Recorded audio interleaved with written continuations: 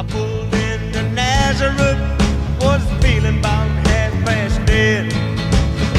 I just need some place where I can lay my head. Hey, mister, can you tell me where a man might find a bed? He just grinned and shook my hand. No was all he said. Take a load off. One of the many songs co-written by Robbie Robertson when, of course, he was performing with the band. Well, I want to consider one of the all-time, I think that's fair to say, one of the all-time great groups. Yeah. And Robbie Robertson, of course, who's worked with or had worked with so many bands, including Bob Dylan, of course, way back in the day. So we found out yesterday he had passed at the age of 80. Had been fighting an illness for quite some time. John EINARSON is one of North America's foremost music historians. John, I saw you yesterday on CTV talking about this. And, you know, Natasha, when we first heard the story, kind of reacted like, oh, my God, he was 80 years old. Still. But nobody really, I don't think, had an idea that he was very ill. No, and I think we also feel like he's someone who is immortal almost. You know, he's just a legendary figure, an icon here in Canada and beyond. John, how have you been remembering Robbie Robertson? Well, it took me by surprise. As you said, I sort of thought, too, he was always going to be there and he was always going to live on forever. And I wasn't aware that he had been ill. Oh, he kept that very, very quiet. But nonetheless, it's heartbreaking news. So with respect to people, and I think most Canadians will know who he is, but can you provide a bit of history with respect to what he did and his Indigenous roots as well? In the last maybe even 30 years, he hasn't been putting out music in as frequently as he did back in the late 60s to early 70s, but his legacy rests on the music that he wrote and recorded with the band, capital B band, and that music is timeless. I mean, take a load off Annie. If you listen to The Weight that you just played a little bit of, that music isn't tied to a particular period of time. It doesn't have the markers of a psychedelic music or anything else. It's beautiful music. I mean, the lyrics, the music, everything about it, the arrangement is so well crafted that it will be music that you'll listen to 50 years from now even.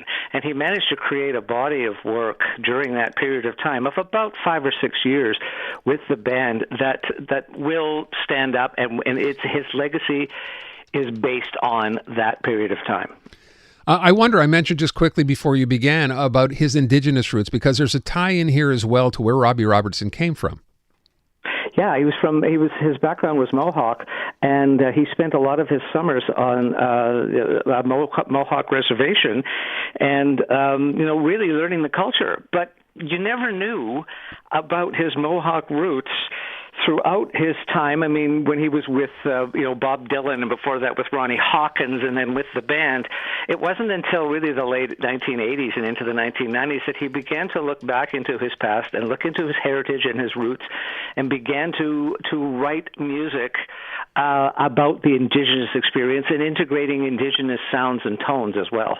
Yeah, and I'm thinking about his lyrics, too. There's something so poetic about his lyrics. I feel like, I don't know, we don't hear many songs written like that anymore. He went back to the storytelling style of traditional music and painting word pictures in such an evocative way. I mean, the funny thing is, he was a 16-year-old kid from Toronto who went down to the Mississippi Delta, and he absorbed the whole lifestyle that was down there, and he was able to write about it as if he grew up, in Memphis, or grew up, on a cotton farm in Arkansas somewhere. He just picked up on all of that so well.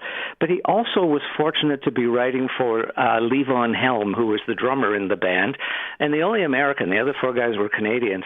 And Robbie was able to craft songs that just fit Levon's voice and approach and everything about the music. And when they say, John, just as a final question, they talk about, here's a Canadian-born performer being given credit for what they call Americana, for that style of music. Mm-hmm. Yeah, he helped found that, really, because in 1968, when the band's debut album, Music from Big Pink, came out, it came out at a time when we were still getting a lot of psychedelic music, and getting hippy dippy trippy lyrics and 20-minute guitar solos and that sort of thing. And they bucked that whole trend and took music back to its roots, back to country and bluegrass and folk music and gospel, and brought all those elements back to rock. And in so doing, that album and then Bob Dylan's Nashville Skyline, they were both a clarion call to jettison all the overblown stuff of psychedelic music and bring music back, and pop music and rock music back to its traditional roots. And they did so well. John, thank you so much. Appreciate your time pleasure. this afternoon. Thanks for reminding everybody what a great loss we have in the passing of Robbie Robertson yesterday at the age of 80. He'll never be forgotten. I was reading one of the tributes being paid, or I guess reading a biography, and talking about the fact that he did that whole scene as well in New York in the Brill Building, hung out with those people back in the day when he was just getting started. And John just mentioned psychedelic music. There's a mention of Robbie Robertson sitting down with Jimi Hendrix before Jimi Hendrix was Jimi Hendrix. I think his name was Jimmy James at the time when he was just an unknown guitar player. He met some of the most important people in music, period, throughout his career. And was influenced by them, but also influenced them too. himself. Excellent point.